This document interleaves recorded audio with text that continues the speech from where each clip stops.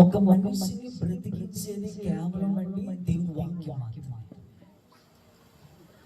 ఆత్మ సంబంధంగా ఒక వ్యక్తిని కట్టాలన్నా, ఒక వ్యక్తిని బ్రతికించాలన్నా అది కేవలము దేవుని యొక్క వాక్యం.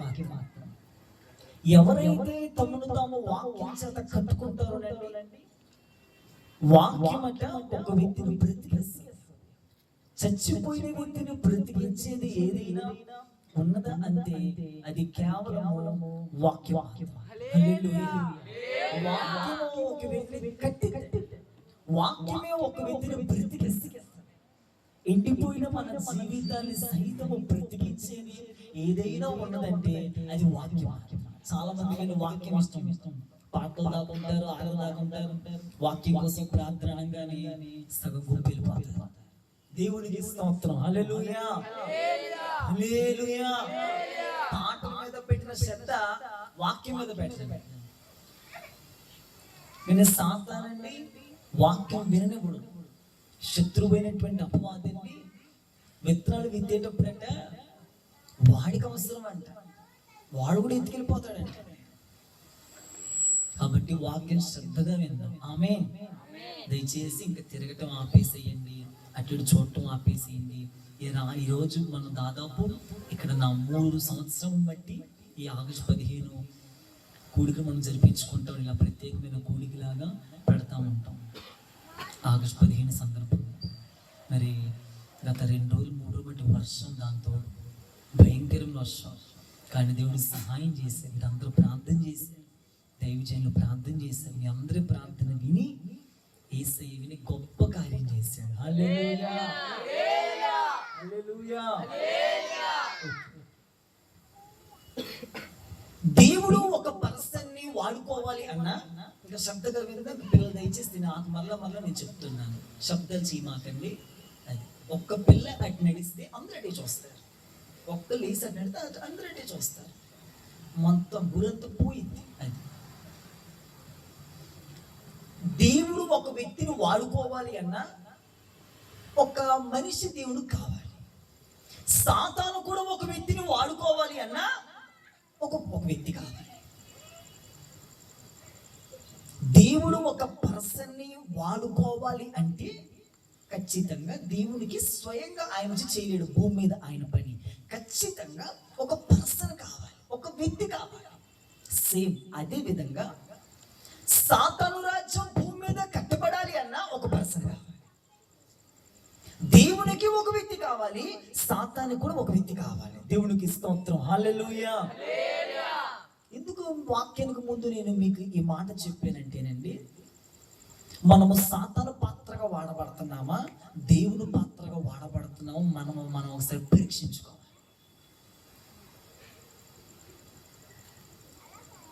సాతాను చేతులు వాడమని ఒక వ్యక్తి కావాలి, దేవుడు వాడుకోవాలని ఒక వ్యక్తి, పర్సన్ ఖచ్చితంగా కావాలి. ఆ పర్సన్ అట, ఆ పర్సన్ ఇట, అదండి మన చేతిలోనే ఉంది. దేవుని చేతులు మరి మన చేతిలో ఉంది. సాతానుకు సంబంధించినవన్నీ మనలో ఉంటున్నాయి అంటే కనుక మనం ఖచ్చితంగా చేసేది ఏంటంటేనండి, శత్రువు మనం వాడుకుంటున్నాడండి ఆ పాత్ర. నేను దేవుని రాజ్యం కట్టబడాలి, ఆ ద్వారా సాతాను రాజ్యం కోల్చబడాలి. నేను దేవుని సేవ కోసం, మన యూత్ పేరులో అందరూ దేవుని సేవ కోసం నిలబడి దేవుని రాజ్యం నా ద్వారా ఒక పాత్రగా వాడబడడం, పూర్తిగా పాత్రను బట్టి ప్రభు వాడుకుంటాడు. ఆ పాత్ర పూర్తిగా దేవుడికి సహకరించాలి. ఇక్కడ లైట్స్ మీకు పెట్టాము, ఈ లైట్స్ మాకు పూర్తిగా సహకరిస్తే, ఈ మౌత్ నా చేతిలో ఈ మౌత్ నాకు పూర్తిగా సహకరిస్తే నేను మాట్లాడగలను, లేకపోతే నాకు పూర్తిగా సహకరిస్తుంది, అది మీకు శబ్దం స్పష్టంగా వినిపిస్తుంది. సేమ్ అదే విధంగా దేవుడు ఒక వ్యక్తిని వాడుకోవాలి అన్నా, సాతాను ఒక వ్యక్తిని యూజ్ చేసుకోవాలన్నా అది మన చేతుల్లోనే ఉంది. కాబట్టి ఈ విషయాలు మాత్రం శ్రద్ధగా గమనించండి. ఒక ఈరోజు మన టైటిల్ ఏంటంటే, అన్నిటి యందు నాకు స్వాతంత్రము కలదు కానీ అన్నీ చేయదగినవి కావు. ఒకసారి వర్తమానంలోకి వెళ్ళిపోతాం. 1 కొరింథీయులకు రాసిన పత్రిక 6వ అధ్యాయము మన ప్రసంగాంశం. అన్నిటి యందు నాకు స్వాతంత్రము కలదు కానీ అన్నీ చేయదగినవి కావు.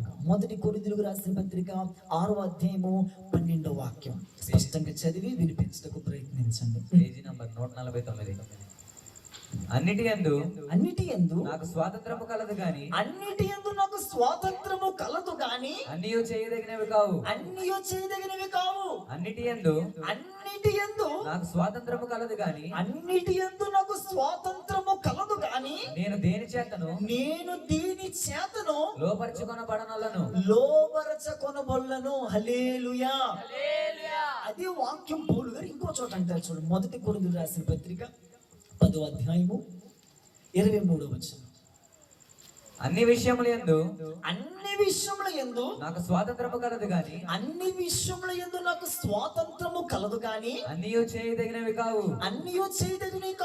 అన్నిటి యందు నాకు స్వాతంత్రము కలదు గాని మరలా అంటున్నాడు, అన్నిటి యందు నాకు స్వాతంత్రము కలదు గాని అన్నియు క్షేమాభివృద్ధి కలుగజేయవు. హల్లెలూయా. చదివి 4 సంవత్సరాలు అయింది, చెప్పి 4 ఇంకా ఎదుగుతున్నారు కొంతమంది. ఇక్కడ చూడండి, దేవునికి స్తోత్రం. హల్లెలూయా. చదివి ఇప్పుడు అయిపోయింది, చెప్పేశారు కూడా. ఇక తిరిగే మాకని చక్కగా నామక చూడండి. అన్నిటి అపోస్తులైన పౌలు గారు అంటున్నటువంటి ఈ మాట, అన్నిటి యందు నాకు స్వాతంత్రము కలదు కానీ అన్ని చేయదగినవి కావు. ఇంకో మాట అంటున్నాడు, అన్ని విషయముల యందు నాకు స్వాతంత్రం కలదు కానీ అన్ని నాకు క్షేమాభివృద్ధి కలగజేయవు. హల్లెలూయా. దేవుని బిడ్డలారా, ఇక్కడ వాక్యం కోసం నేను ప్రార్థన చేస్తా ఉన్నప్పుడు పరిశుద్ధాత్ముడు నా హృదయంలో పెట్టినటువంటి మాట. ఇక్కడ చాలా మంది యవ్వనస్తులు ఉన్నారు కనుక దయచేసి అందరూ వినండి. దేవుని బిడ్డలారా, ఈ ఒక్క భూమి మీద బ్రతుకుతున్న మనందరికీ అన్ని విషయాల స్వాతంత్రం ఉంది. అవునా కాదండి? ఈ యొక్క స్వతంత్ర సందర్భంగా దీని వర్తమానం అందిస్తున్నాను. అన్ని విషయముల యందు మనకి ఫ్రీడమ్, ఫ్రీ. అన్ని విషయముల యందు అన్నిటితో మనకి స్వాతంత్రం ఉంది. ఇదని కాదు, అదని కాదు, అన్ని విషయముల మీద ఫ్రీ. అసలు ఫ్రీగా ఉంది, మనకి స్వాతంత్రం ఉంది. పౌలు గారు రాస్తా అంటున్నారు, స్వాతంత్రం ఉంది, కరెక్టే. స్వతంత్రం ఉంది, కరెక్టే. అయితే అన్నీ చేయదగినవి కావు. నీకు క్షేమాభివృద్ధి కలగజేయవన్నీ, నీకన్నీ క్షేమాభివృద్ధిలోకి తీసుకురావు. దేవుని బిడ్డలారా, అన్ని విషయంలో స్వాతంత్రం మనకుంది, కరెక్టే. ఈ రోజుల్లోనండి మనం ఏది మాట్లాడినా నా నోరు నా ఇష్టం అని అంటారు. అవును కదండి? నా నోరు నా ఇష్టం, నేను ఎలాగన్నా మాట్లాడతాను. ఒక వ్యక్తి వచ్చి బూతు మాటలు మాట్లాడారు, అతను ఆపే వాళ్ళు ఉన్నారా? ఎవరు లేరు. స్వాతంత్రం, ఫ్రీ. ఇక ఎవరు అతను వాళ్ళు ఆపేవాళ్ళు లేరు. ఏది చేస్తే ఎవరు మనుషులు మనం ఇప్పుడు గొడవ పెడతాం, బూతులు తిరుగుతాం, సినిమా, అన్ని విషయాలు మనకి స్వాతంత్రం, ఫ్రీ. సినిమా మొబైల్ వచ్చేసింది, మొత్తం ఫ్రీ, మొత్తం అది మన ఇష్టం. స్వతంత్రం అంటే మొత్తం వచ్చేసింది మనందరికీ. అయితే క్షేమాభివృద్ధి కలగజేసేవి ఏవో, క్షేమాభివృద్ధివి కలగజేని ఏవో తెలుసుకోవాలి ఈరోజు మనం.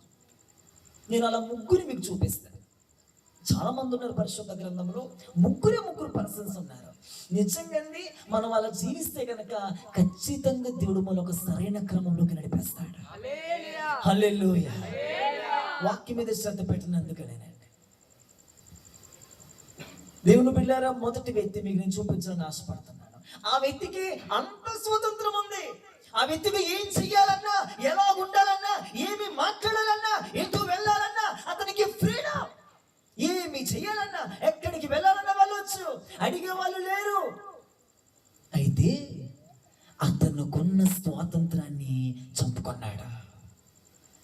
నేను ఈ విషయంలో స్వతంత్రం ఉండకూడదు, నేను ఈ విషయంలో ఒక స్వతంత్రం ఉండకూడదు, నేను ఈ విషయం ఫ్రీడమ్ గా బ్రతకూడదు, ఈ విషయం నేను చంపుకొని బ్రతకాలి. ఆ వ్యక్తి యోసేపు. ఆదికాండం 39వ అధ్యాయము. ఆదికాండం 39వ అధ్యాయము 6వ వాక్యం. అతడు తనకు కలిగినదంతయు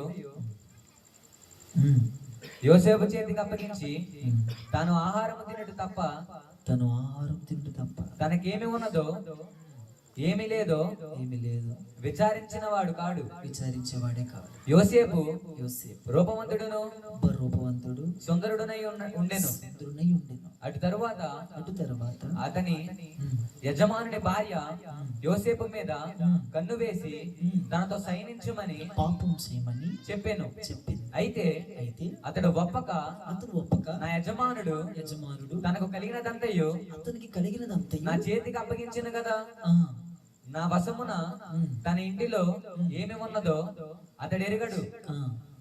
ఈ ఇంటిలో నాకంటే పైవాడు ఎవడునూ లేడు. నీవు అతని భార్యమైనందున నిన్ను తప్ప మరి దేనిని నాకు అప్పగింపక ఉండలేదు. కాబట్టి నేనెట్లు ఇంత ఘోరమైన దుష్కార్యము చేసి దేవునికి విరోధముగా పాపము కట్టుకొందునని తన యజమానుని భార్యతో అనెను. దినదినము ఆమె యోసేపుతో మాట్లాడుచుండెను గాని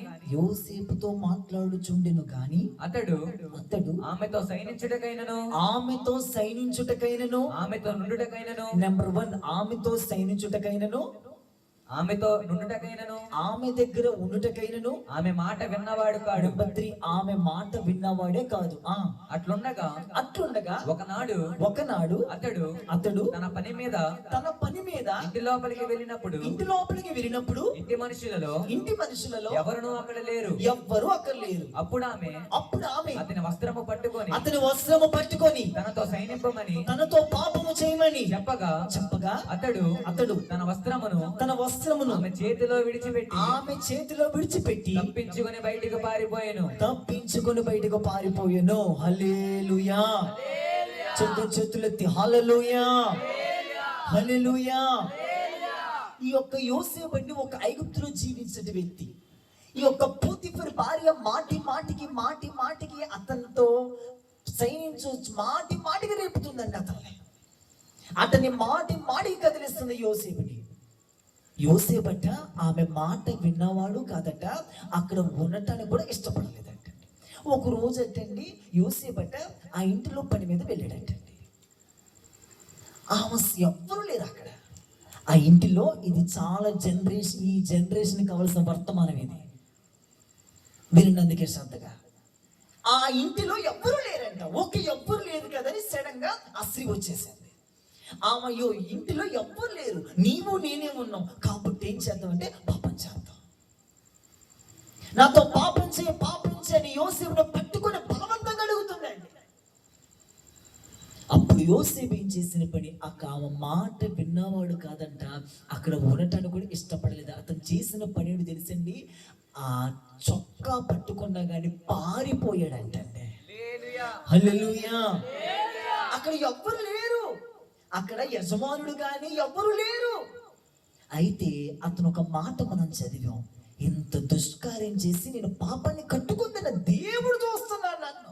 అతనికి స్వాతంత్రం ఉంది, అతనికి ఫ్రీడమ్ ఉంది, ఇతను పాపం చేయడానికి ఫ్రీడమ్ ఉంది, అతను ఆ అమ్మాయితో సైనించడానికి ఫ్రీడమ్ ఉంది. అయితే అతను కొన్న స్వాతంత్రాన్ని చంపుకొని బ్రతికాడు. హల్లెలూయా. పాపం విషయంలో స్వాతంత్రం అతను కొంది, చేయొచ్చు, ఫ్రీడమ్, ఫ్రీ. ఎవ్వరు ఏమన్నారు, ఎవ్వరు చూడరు. Okay, right. అయితే యోసేపు తెలుసు, ఇది కానీ నేను చేస్తే గనక ఖచ్చితంగా నేను నరకగ్నిలోకి వెళ్తాను, ఖచ్చితంగా దేవుడు నన్ను చూస్తున్నాడు, నేను ఈ పాపం ఎలా చేయగలను, అసలు నేను ఈమెతో ఎలా నేను ఉండగలను, అసలు ఈ ఇంటిలో నేను ఎలా ఉండగలను, ఎలా జీవించగలను. నేను ఒక మాట చెప్తా, చాలా మంది నా దగ్గరికి యవనస్తులు వచ్చి అంటారు, పాస్టర్ గారండి పాపాన్ని జయించలేకపోతున్నానండి, ఈ అబ్బాయిని నేను జయించలేకపోతున్నానండి, ఈ అమ్మాయిని నేను జయించలేకపోతున్నా, కోసం ప్రార్థన చేయండి అంటారు. దైవజనులు ఒక మాట చెప్తున్నా వినండి, యోసేపు చేసినాక ప్రార్థన కాదు సోమా, యో ప్రభువా నాకు సహాయం చేయండి, ఈ స్త్రీని నేను ప్రార్థన చేయలేదు యోసేపు, అక్కడ పారిపోయాడు. మనం చేయవలసి పారిపోవటం నేర్చుకోలేకపోతున్నాం, అక్కడే ఉంటాం, అక్కడే శోధించబడతాం. అక్కడ ఉంటున్నాం కాబట్టి అన్ని మనకు కలుగుతున్నాయి. యోసేపు అలా చేయలా, పారిపోయాడు. యోసేపు అక్కడ ఉండటానికి ఇష్టపడలా, అక్కడ ఉండి స్తోత్రం స్తోత్రం స్తోత్రం స్తోత్రం ప్రభు సహాయం చేయి, నో ఇదంతా చేయలా, అక్కడ నుంచి పారిపోయాడు. దేవుని దేవుని జనాంగమా, నిన్ను ఏదైతే శోధిస్తుందో, నిన్ను పాపంలో పడేయడానికి ఏది లాగుతుందో అక్కడ ఉండి ఉపవాసం ఉండి ప్రార్థన చేయటంగా నువ్వు అక్కడి నుంచి పారిపోవాలి ముందు. హల్లెలూయా. యోసేపు చేసిన పని అక్కడే ఉండి ముందు ప్రార్థన చేయలే. ముందు ఇక్కడ నేనుంటే శోధించబడతా, ఇక్కడ నేనుంటే కనుక పాపంలో పడిపోతా, ఇక్కడ నేనుంటే కనుక నాతో సహాయం చేస్తాను. అతను చేసిన పని ముందు బయటకు పారిపోయాడు. రాత్రి యవ్వన జనాంగమా, మనం దేని చేత శోధించబడుతున్నామో, దీనికి టెంట్ అవుతున్నామో, ఏది ఆకర్షించబడుతున్నామో, ఈ రోజు దాన్ని చంపగలిగితే యోసేపు ఏం చేసి తెలిసిన తర్వాత ఒకసారి పేజీ తిప్పండి. తర్వాత 41వ అధ్యాయము. ఎప్పుడైతే అతను పారిపోయాడో ఇదంతా ఫరోకు తెలిసిద్ది. ఫరోకు తెలిసి ఆ మొత్తం ఆపోజిట్ గా చెప్పేసిద్ది. అతని నన్ను పాపం చేయడానికి వచ్చేసానని చెప్పేసిద్ది. ఏం జరిగింది తెలుసా? అతని చెరసాల్లో వేసేస్తాడు ఫరో. తర్వాత ఏం జరిగింది? 2 సంవత్సరాలు జరిగిన తర్వాత 41వ అధ్యాయం 38వ వాక్యం. అతడు తన సేవకులను చూసి, ఎవరో తెలుసా? ఫరో. ఫరో ఫరో మీకు 2 సంవత్సరాల ముందుకు వచ్చేసాం. 2 సంవత్సరాల తర్వాత ఆ మనవుడు చదివి వినపడింది 41:1. 2 ఏండ్లు గడిచిన తరువాత ఫరో ఒక కల కనెను.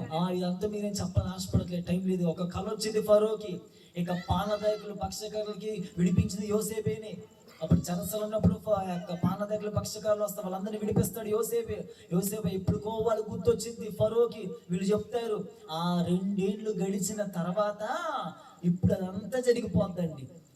ఫరో శకును గారిని వాళ్ళని వీళ్ళని పిలిపిస్తాడు. ఫరోకి వచ్చిన కళ ఎవరికి అర్థం కాదు, కానీ యోసేపు ఒక్కడే చెప్పగలడండి ఆ కళకు అర్థం.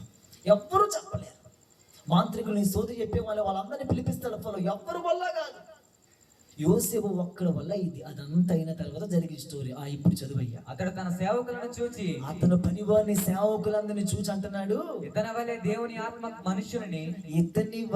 దేవుని ఆత్మ గల మనుషుణ్ణి కనుగొనగలమా? అసలు కనుగొనగలమా అని అనెను. మరియు ఫరో దేవుడు ఇదంతయు నీకు తెలియపరిచెను గనుక, నాకు వచ్చిన కళ అర్థం మొత్తం నీకు తెలియజేశాడు గనుక, నీ వలె వివేక జ్ఞానములు గలవారెవరును ఎవ్వరు లేరు. నీవు నా ఇంటికి అధికారివై ఉండవలెను. నా ప్రజలందరూ నీకు విధేయులై ఉందురు. విధేయులై ఉంటారు. సింహాసన విషయములు మాత్రమే నేను నీకంటే పైవాడనై ఉందునని యోసేపుతో చెప్పాను. మరియు ఫరో చూడుము ఐగుప్తు దేశమంతటి మీద నిన్ను నియమించి ఉన్నానని యోసేపుతో చెప్పాను. ఒక ప్రధానమంత్రిగా చేసేసాడు. మరియు ఫరో తన చేతికున్న ఉంగరం తీసి యోసేపు పెట్టేసాడు. తన ఉంగరము తీసి యోసేపు చేతిని పెట్టి సన్నపు నారబట్టలు అతనికి తొడిగించి అతని మెడకు బంగారు గొలుసు వేసి తన రెండవ రథము మీద ఎక్కించి, అప్పుడు వందనము చేయుడని అతని ముందర జనులు కేకలు వేసిరి. అట్లు ఐగుప్తు దేశమంతటి మీద అతని నియమించెను. దేవునికి స్తోత్రం కలుగును గాక. హల్లెలూయా. ఎంత ఆధిక్యత, ఎంత అధికారులకి ఒక్కసారిగా జరగల యోసేపు జీవితంలో. వెనకాల అతను ఒక మంచి పని చేశాడు. ఏంటో తెలుసా?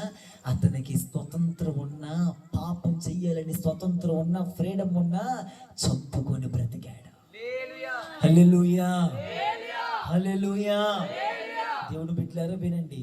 యోసేపు అంత హై లెవెల్లోకి వెళ్ళడానికి, చెరసాల్లో ఉన్న యోసేపు పెద్ద అధికారమైన స్టేజీలోకి ప్రధానమంత్రిగా వెళ్ళడానికి అక్కడ జరిగింది ఏంటో తెలుసా? ఒక్కసారిగా జరగల, ఒక్క రోజులో జరగల. అతను చేసిన పని. దేవుని బిడ్డలారా, మీకు దేవుడు ఒక మాట చెప్తున్నా వినండి. ఈ చివరి దినాల్లో, ఈ దుర్దినాల్లో పాపం విపరీతంగా పెరిగిపోతుంది. ఎక్కడ చూడు పాపం, పాపం, పాపం, పాపం. ఎక్కడ చూసినా పాపమే. ఈ తరములో, ఈ జనరేషన్కి కావాల్సిన ఎవరో తెలుసా? పాపం ఉన్న పాపాన్ని చంపుకునే జనరేషన్ కావాలి. ఇక్కడే ఉంటామండి, ఇక్కడే ప్రార్థన చేసుకుంటామండి. ఈ బ్యాచ్ కూడా ఉంది. పాపం పాపమే, లోకం లోకమే, దేవుడు దేవుడే. మళ్ళీ ఆదరణ ప్రార్థనకు వచ్చేటివి.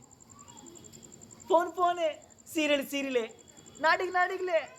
ప్రభుకి నువ్వు అవసరంలా, ఇంకొక వ్యక్తిని వాడుకుంటాడు. నువ్వు అవసరంలా. నువ్వు మందిరానికి వస్తావు, మళ్ళీ సినిమాలు చూస్తావు, మందిరానికి వస్తావు, మళ్ళీ లోకం కలిసిపోతావు. అలా ఎంతకాలం? ఇక అలా ఎన్ని దినాలు?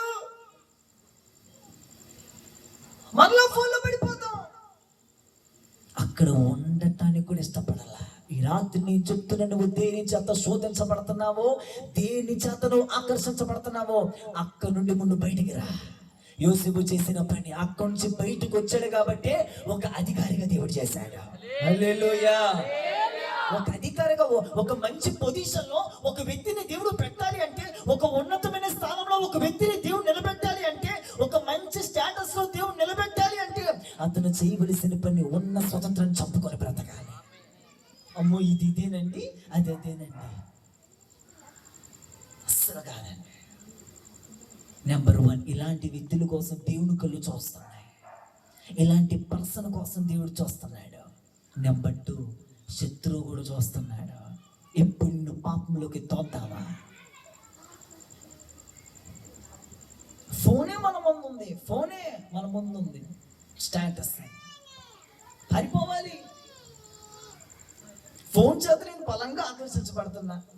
ఈ ఇన్స్టాగ్రామ్ అని, వాట్సాప్ అని, ఫేస్బుక్ అని, యూట్యూబ్ అని అమ్మని తీసేసేదంతే. అదేనండి దేవుని అధికారిగా ఆశీర్వదించాలి.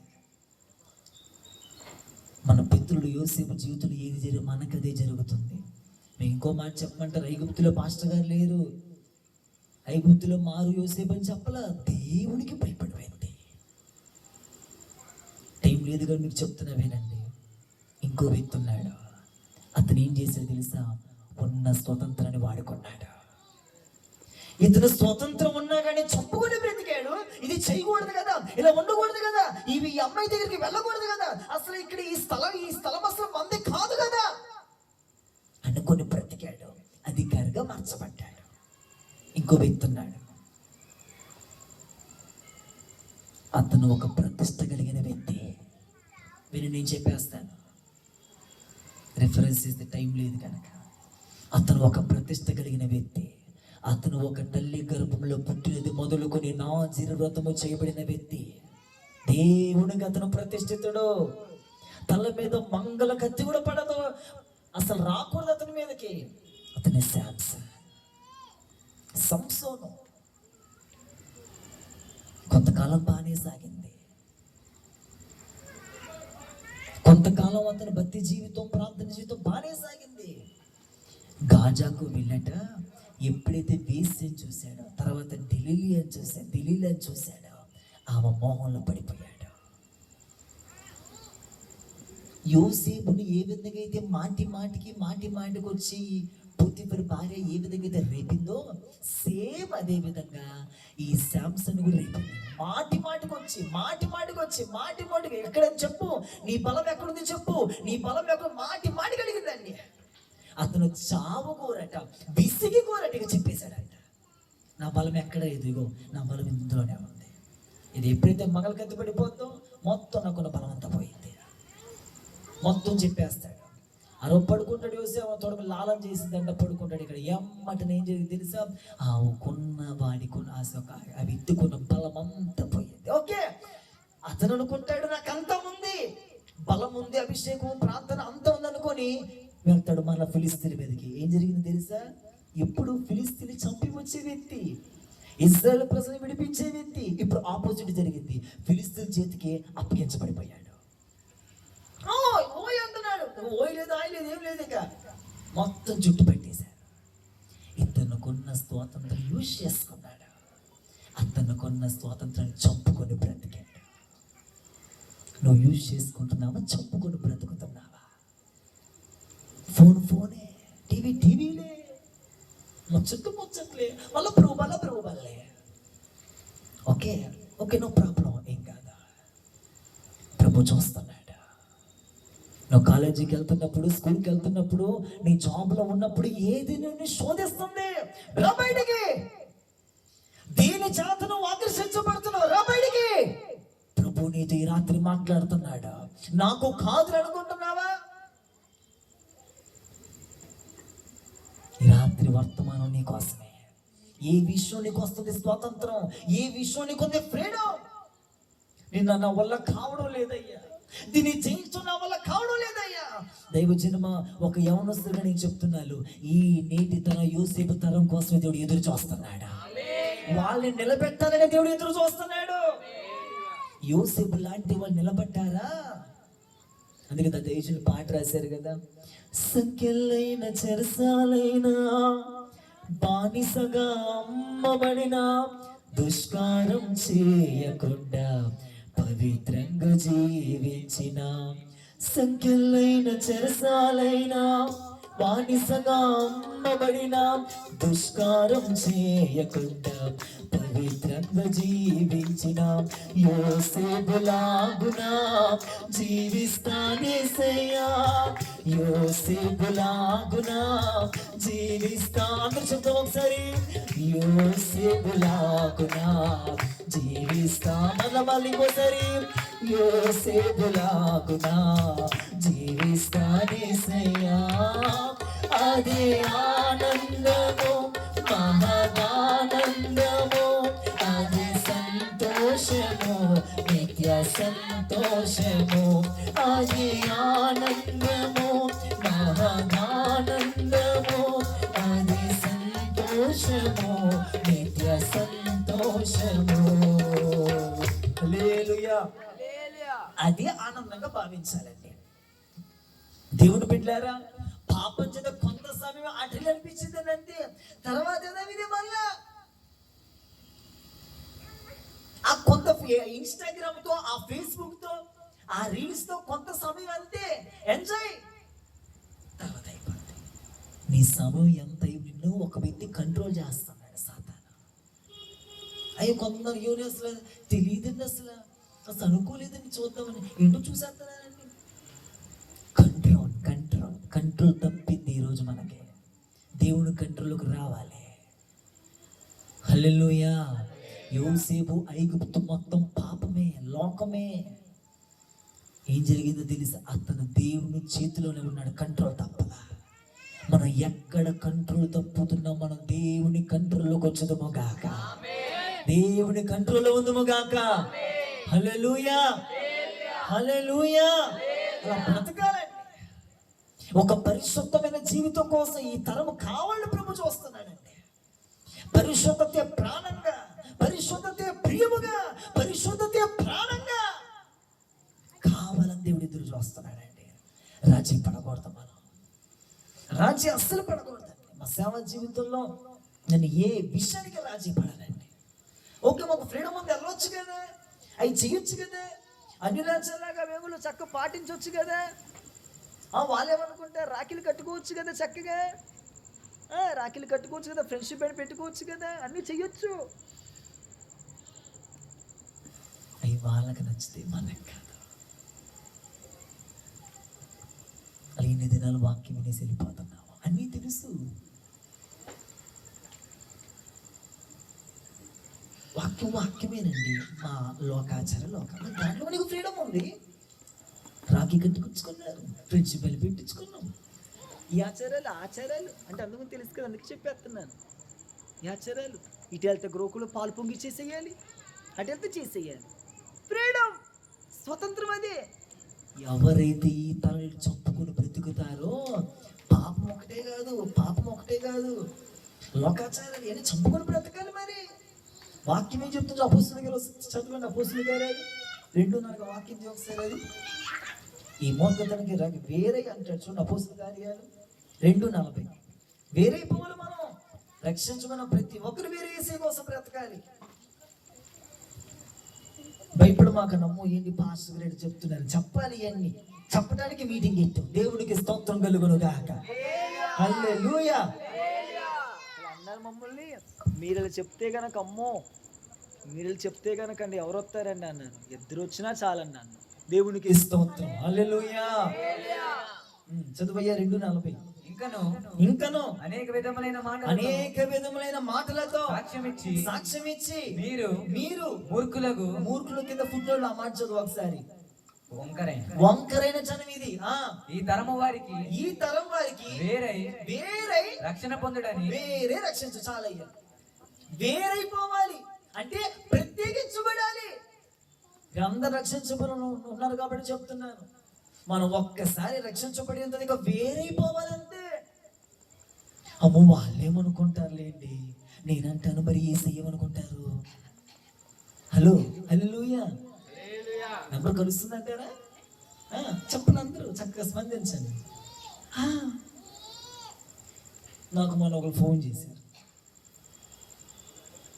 పాస్టర్ గారండి తాడేపల్లి దగ్గర భీమవరపల్లి, పాస్టర్ గారండి మేము ఇలా వాళ్ళ హౌస్ ఒక మూలగా ఇండివిజువల్ కట్టించుకున్న చిన్న రూము, డబుల్ బెడ్రూమ్. అది పాస్టర్ గారు ఇలా మిమ్మల్ని ఇన్వైట్ ఒకరి ద్వారా 2-3 ద్వారా తెలిసిన వాళ్ళ పరిచయం అనమాట.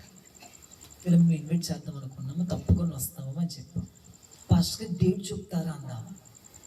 ఏముందండి, డేట్ చెప్తారా అన్నా. అయితే నాకు డేట్ చెప్పండి అన్న కూడా గుర్తొచ్చింది. ఒక ఆమె నాకు తెలిసినాము, అమావాస్య అంటే చూడండి, ఆ రోజే ఫోన్ చేసింది నాకు, ప్రార్థన చేయించుకున్నాను. అమ్మ నాకు ఫోన్ చేశాను, వాళ్ళ దగ్గర హిందూస్ క్యాలెండర్లు ఉంటాయి. అమ్మ అమావాస్య ఎప్పుడు నాకు చెప్పండి అన్న. అమ్మ పలానా డేట్ అని చెప్పింది. చెప్పగానే నేను చెప్పాను, అమ్మ నేను ఆ రోజు వస్తున్నానమ్మా, నాకు ఆ రోజు ఎందుకో ప్రేరేపణ వస్తుందమ్మా, ఆ రోజు వస్తానమ్మా, ఖచ్చితంగా ఉదయం 10:30-11 స్టార్ట్ చేసుకుందాం అన్నా. సరే పాస్టర్ గారు ఫోన్ పెట్టేసి ఏం జరిగిందో తెల్లారి చేసిందండి. పాస్టర్ గారండి ఎల్లుండేగా పాస్టర్ గారు వస్తానంటున్నారు కదా, రేపు కాకుండా ఏమన్నా తర్వాత పెట్టుకుందామని. ఏమైనా గుడి వెళ్తున్నారా, లేకపోతే ఏమన్నా భర్త గారిని ఇబ్బంది పెడుతున్నారా, ఏంటో పిల్లలు ఏమన్నా ఇబ్బంది పెడుతున్నారంటే, అంటే ఏం లేదండి ఆ రోజు కొంచెం అమావాస్య అంటండి అంట. అమ్మ మనకు ఏమి ఉండవు కదమ్మండి అంటే, కొంచెం అండి మరి బాగోదేమో, కలిసి రాదేమో అంతే. మీరు సత్యం పాటించాలి కదా, మన వాక్యం పాటించాలి కదా, లోతైన బట్టి ఆ మంచి సహవాసానికి వెళ్తారు. అమ్మో అంటే అది చేయకూడదు కదండి, మనం ఏం పాటించకూడదండి. మళ్ళీ ఏమన్నా అయిపోద్దేమోనండి అంటే ఏమవుదు, ఏసీ వచ్చేస్తాడు మీ ఇంటికి, ఏమవుదు, ఏసీ వచ్చేస్తాను ఏమవుదు. అవునంటే అవును కబాలి ఏమన్నా రాత్రి ఏమన్నా జరిగిద్ది, అమ్మో వాక్యం చెప్తాం, ప్రార్థన చేసి ఆరాధన చేస్తాం, ఏమవుదాం, ఏం పాటించకూడదు మనం నేను చెప్పానండి. అమ్మ సరే సరే అందండి, సరే సరే అందండి. ప్రార్థన చక్కగా పెడుతున్నాము, ప్రార్థన చక్కగా పెట్టిన తర్వాత మొత్తం అయిపోయిందండి, ప్రార్థన అంతా అయిపోయింది. ఆమె గ్యాస్ స్టవ్ కడిగి తీసుకెళ్ళి వంట కోసం అందరూ ప్రార్థన చేయించుకుంటారు. ప్రభా నిత్యావసర సరుకులన్నీ ఉండటానికి సహాయం చేసి ప్రార్థన చేసి పాస్టర్ గారు పొయ్యి వెలిగించిందండి. మామూలుగానే వెలిగించండి. మామూలుగా పాస్టర్ గారు ఏమని ఒక్కటండి, ఏమనుకో మాకు చుట్టాలందరూ అనుకో తిడుతున్నారండి, ఏమనుకో ఒక పొంగెత్తానండి అంటుంది.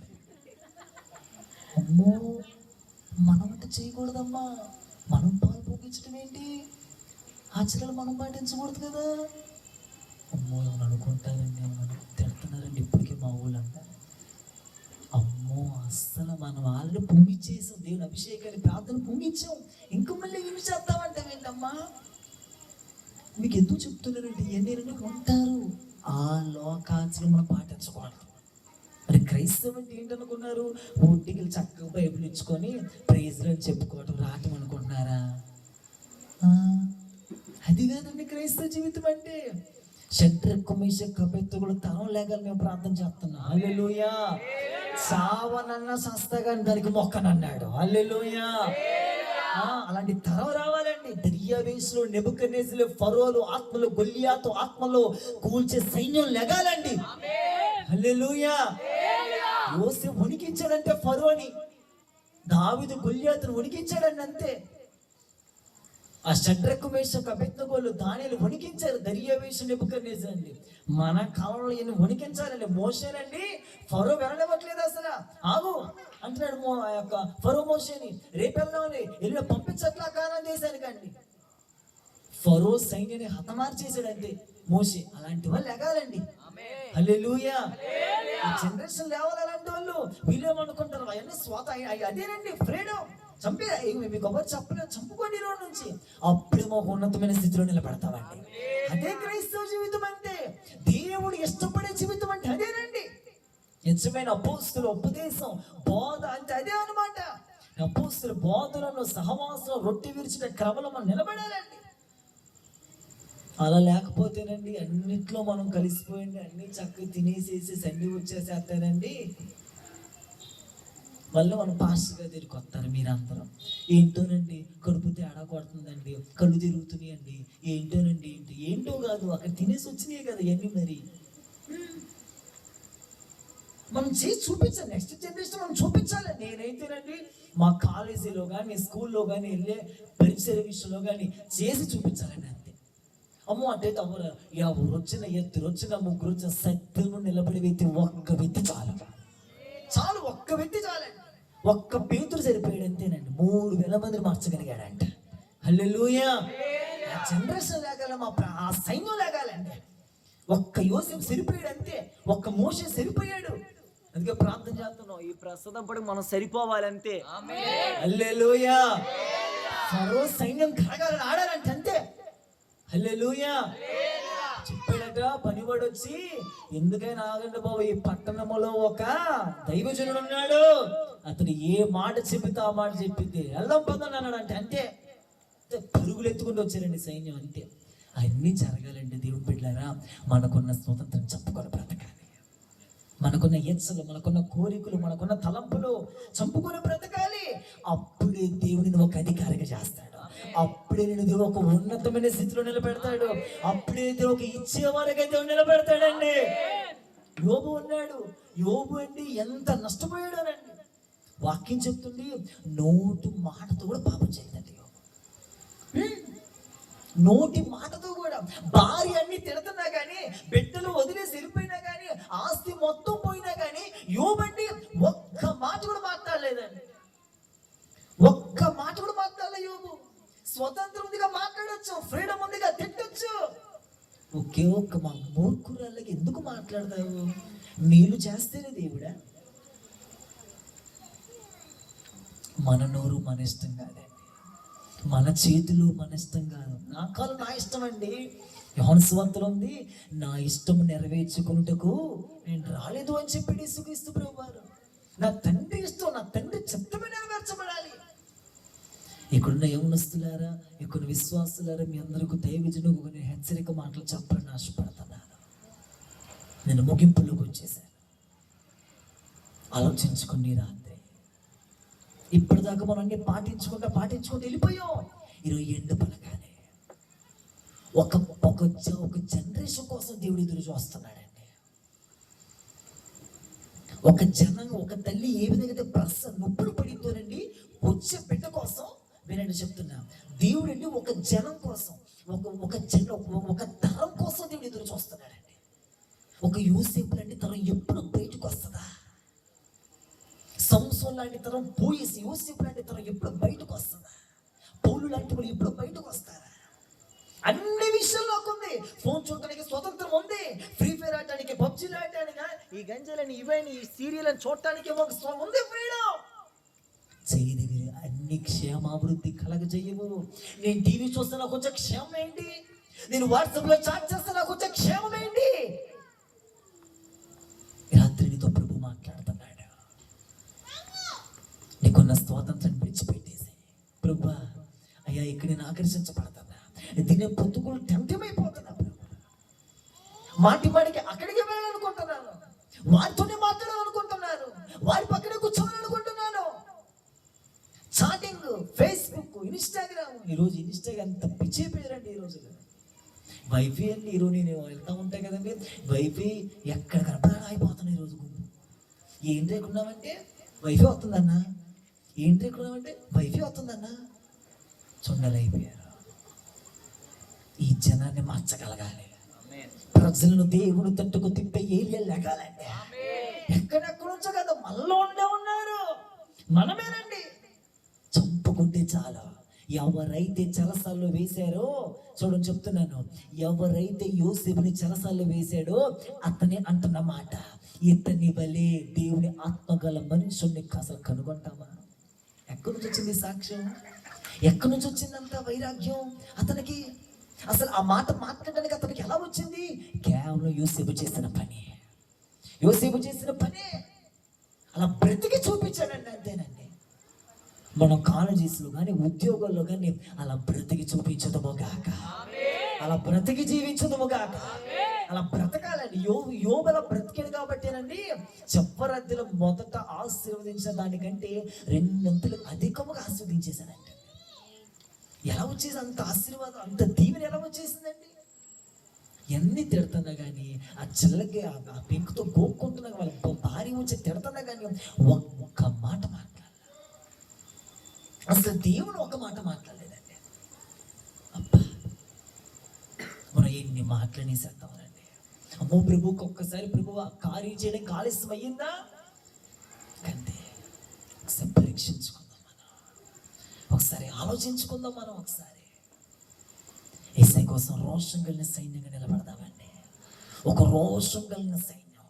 అందుకే దేవుని వాక్యం చెప్తుంది, దేవుని రాజ్యం కోసం అటండి నపుంసకులు కావాలటండి. నపుంసకులు హిజ్రాస్ అంటారు, మీకు ఐడియా ఉంటుంది. హిజ్రాస్ తల్లి గర్భంలో నుంచి వచ్చే నపుంసకులు ఉంటారు. తమకు తామే నపుంసకులు చేసుకుని ఇంకో జనరేషన్ ఉంటారు. ఇంకో మూడో గుంపు ఉంది, దేవుని రాజ్యం నిమిత్తం అట, పరలోక రాజ్యం నిమిత్తం తమ్ముడు తామే నపుంసకులుగా చేసుకుని బ్రతుకుతారండి. అంటే ఏంటి తెలుసా, ఈ కళ్ళు ఉన్నాయి, అవయవాలు ఎన్ని ఉన్నాయి, ఉన్నా కానీ చచ్చిపోయిన వ్యక్తి వల్ల బ్రతుకుతారు. హల్లెలూయా. ఈ తరం కోసమే దేవుడి ఆత్మచేతని నింపబడి చెప్తున్నారండి. ఈ తరం కోసం దేవుడు ఆశ కలిగి ఉన్నాడండి. ఎప్పుడు ఈ తరము లెగిసిద్దా, ఎప్పుడు ఇలాంటి వ్యక్తి కావాలని. దేవుని రాజ్యం కోసం అండి వాళ్ళ చంపుకొని బ్రతికే సైన్యం కావాలండి. దేవుని కేవలం దేవుని రాజ్యం కోసం, నేను దేవుని రాజ్యం కోసం వాడబడాలి. నా ద్వారా దేవుని రాజ్యం కట్టుబడి సాతాను ఒక సైన్యం, సాతాను రాజ్యం కూల్చబడాలి. హల్లెలూయా. అలాంటి ఒక సైన్యం కోసం దేవుడు తప్పిగా ఉంటున్నాడు, ఆకలేస్తుందంట. అలాంటి కోసం దేవుడు ఈ రాత్రి నిన్ను పిలుస్తున్నాడు. నీవు ఒక నపుంసకుడిగా మారగలిగితే, కొన్న యవనస్తు బృందం మీతో నేను చెప్తున్నాను, ఈ రాత్రి నీవు ఒక నపుంసకుడిగా మారగలిగితే, ఫోన్ విషయంలో, టీవీ విషయంలో, నీ నోరు విషయంలో, పాపం నీ ముందన్నా, పాపం నిన్ను వెంటాడుతున్నా, చంపుకొని బ్రతకలిగి ఇక వదిలేసేయక, విడిచిపెట్టేసేదాన్ని. ఇంకా స్టేటస్ అని ఆ rolls rolls rolls, net net net, తెలుగులో ఏమంటారు తెలుసా నెట్టినండి, వల. ఈరోజు అందరూ ఆ వలలో చిక్కుపోయారండి. నెట్ లేకపోతుంటాడు ఈరోజు. నెట్ లేకపోతే అసలు పిచ్చికి పోతాడు. పిచ్చి మామూలుగా నెట్ లేకపోతే అసలు నెట్ లేదనుకోండి, నెట్ ఎక్కడుందో అక్కడికి వెళ్ళే వాళ్ళు ఉన్నారు ఇప్పుడు. వైఫైకి లేకపోతే నెట్కి లేకపోతే ఎక్కడ ఉందో తెలిపోతుంది. తెలియట్లే, వల అని తెలియట్లే, చిక్కుపోయా. రా బయటకు వచ్చాయి. నేను ప్రభు ఈ రాత్రి పిలుస్తున్నాడు. నేను ముగించేసేసాను. ఈ రెండు మాటలు గుర్తుంచుకో. నువ్వు యోసేపు లాగా ఉంటావా, సంసోన్ లాగా ఉంటావా? చివరికి ఏం జరిగింది తెలుసా, దేవుడు అతన్ని విడిచిపెట్టి వెళ్ళిపోయాడు. శాంసన్ని విరజిమ్ముకుంటున్నాడట. విరజిమ్ముకుంటున్న అర్థం ఏంటి తెలుసా, విరజిమ్ముకుంటూ నాకు బలం ఉంది, జ్ఞానం ఉంది అనుకున్నాడు. వాక్యం ఏం చెప్తుంది, దేవుడు అతన్ని ఎడబాసిన సంగతి కూడా అతనికి తెలియలేదంట.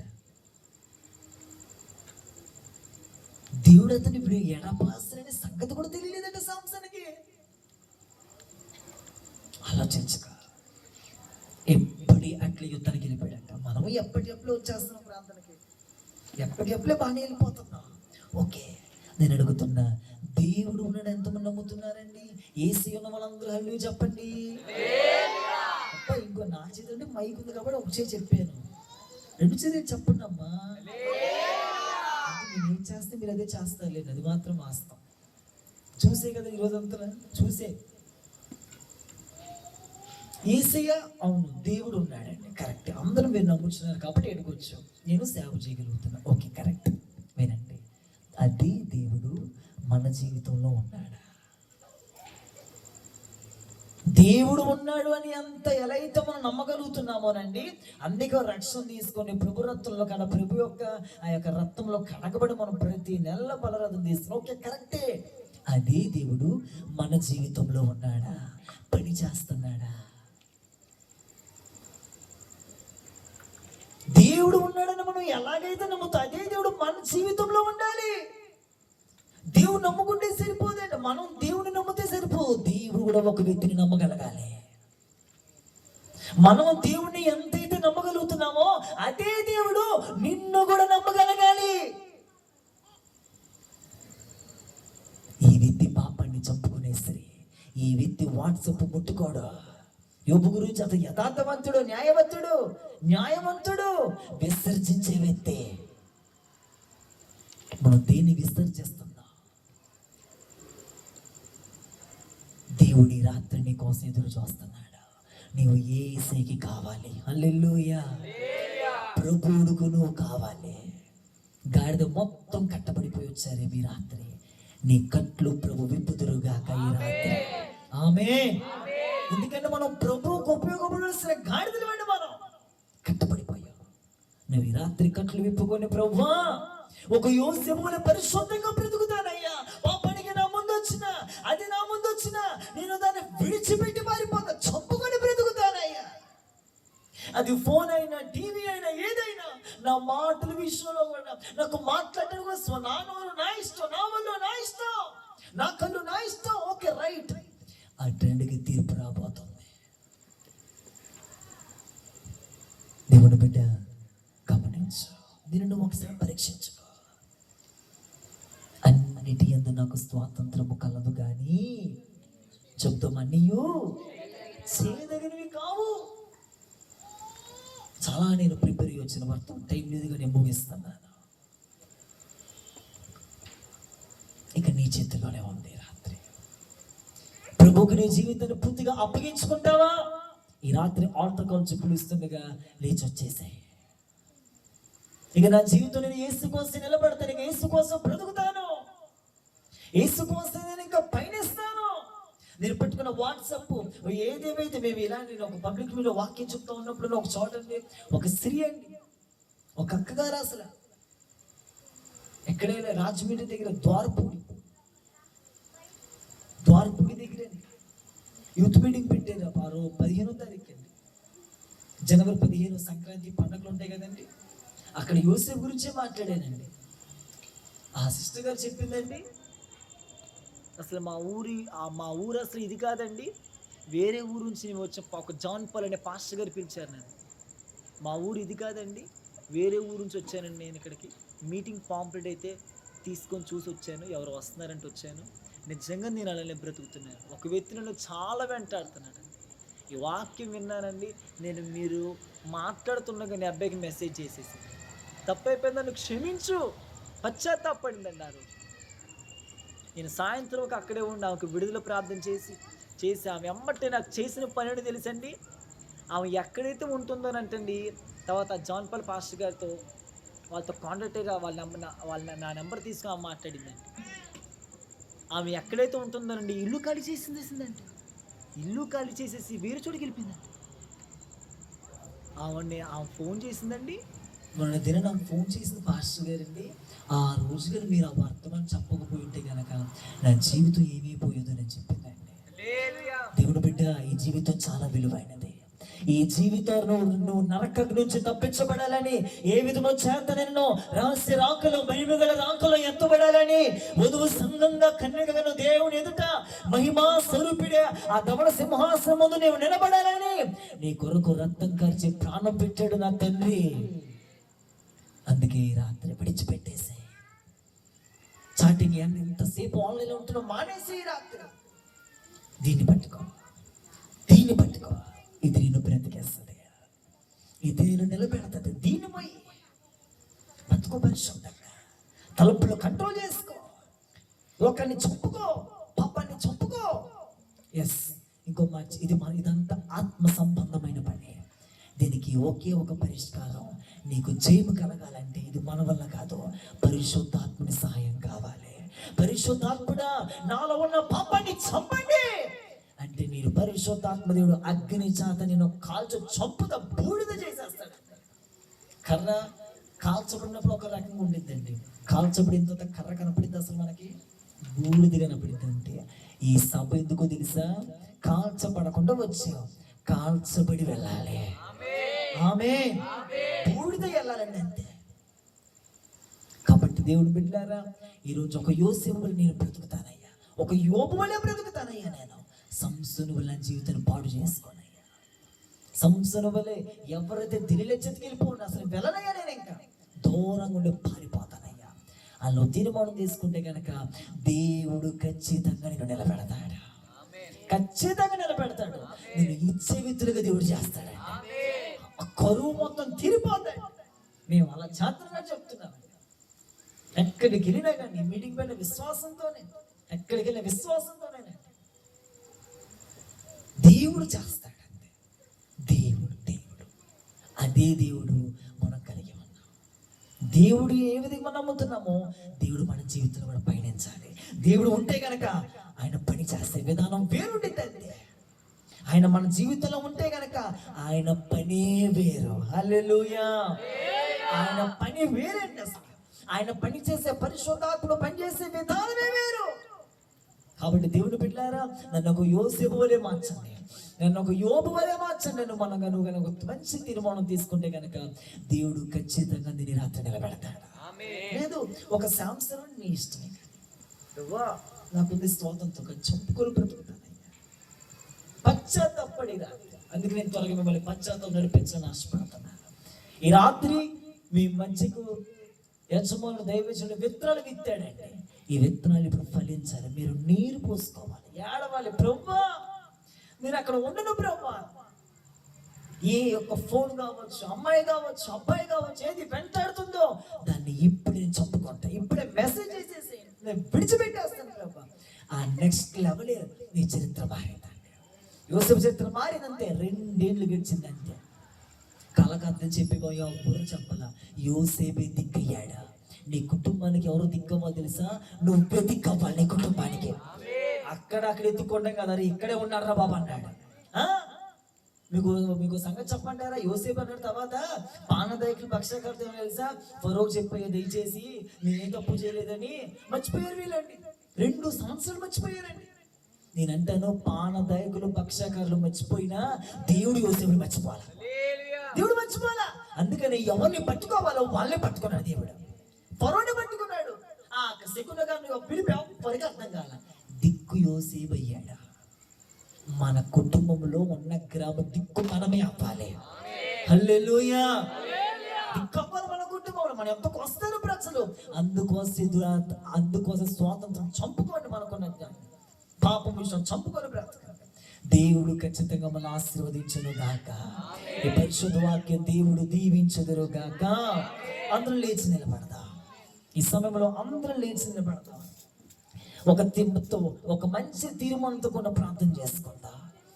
అందరూ లేచి నిలబడదాం.